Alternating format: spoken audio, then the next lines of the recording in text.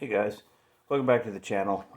So you know that we've been working on the Jeep, the 61 Willys, and this is the F134 Hurricane motor that came out of it originally, and we put a spare motor into the Jeep.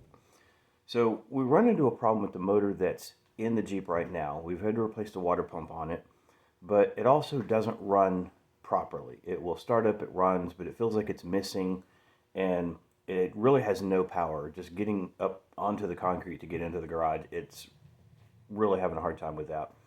So we've checked the timing on it, we've checked the firing order on it, we checked the rotation of the distributor, and we've basically ruled out everything we can that is causing a problem with it, with the exception of the camshaft to crankshaft timing gears. So when the motor was put back together, there's a suspicion that when those gears meshed together, that they were put, one or two teeth off. So if you're familiar with the internal working of the engine, some cars have a timing belt, some have a timing chain, and some have timing gears. And the crankshaft and the camshaft have to be in sync with each other. And there's usually timing marks on one of those gears or both of those gears to tell you how they go together.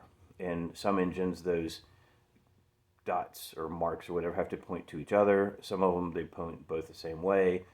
Every motor is a little bit different, but all of them have this common idea that the marks have to be, in the same place. So if they're not in sync, you can have the crankshaft doing what it's supposed to do and have the distributor doing what it's supposed to do, and they could theoretically be correct with each other, where the rotor inside the distributor points to the number one plug when the crank is up the top dead center. But if the camshaft is off of that sequence, then your valves may be open at the wrong time, or they may be closed at the wrong time, depending on which cycle you're talking about. So what we're going to do with the motor in the Jeep is take the front of the Jeep apart to get to the timing cover, take it apart and see what's going on in there. Now to do that, we've got to get the pulley off the front of the motor. To get the pulley off the front of the motor, we've got to get the radiator fan, the radiator, grill, all of that out of the way, because you just simply can't get to the front of the motor because of everything that's in front of it. So here's the one we took out, and I want to show you guys what we're talking about. This is the front of the motor. The water pump would go here. This is the water pump we took off and put on that motor over there. So you can't really see this when it's in the Jeep and it's running.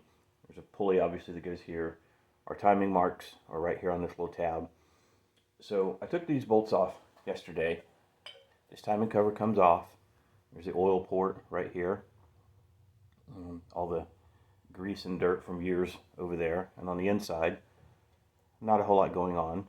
Looks halfway decent. But here's the important part. These are the two gears. Let me put a little light on the subject here. There we go. Okay, so your crankshaft is down here.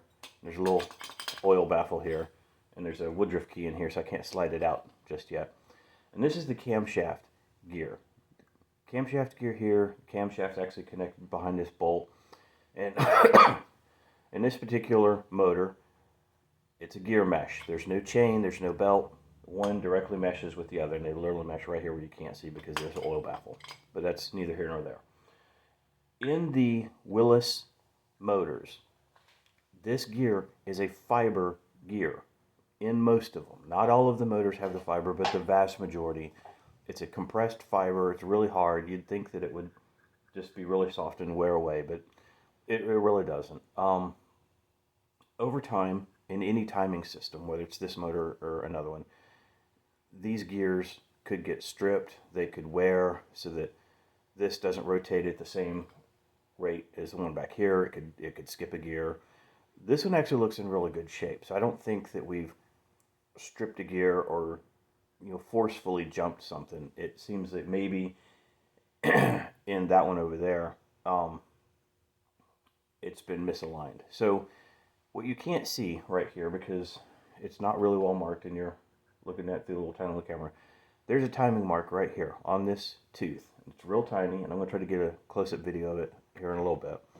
So this timing gear right here, and the one on the crankshaft is right here.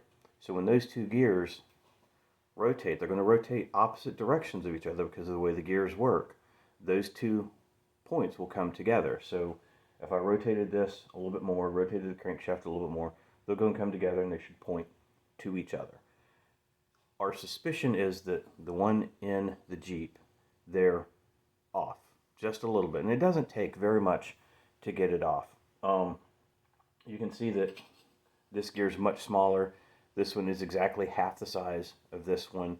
Therefore, the crank's going to rotate twice as many times as the camshaft, all this sort of things.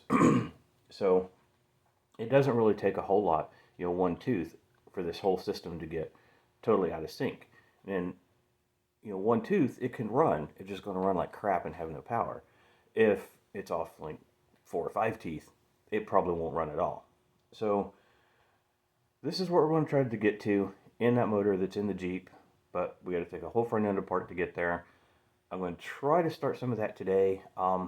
It's Sunday. The guys aren't here today. They'll be here Tuesday. But I want to get a head start on it, get the battery out of the way, drain the radiator, and see where else I can get with it. And I'll try to keep you guys posted. Talk to you later.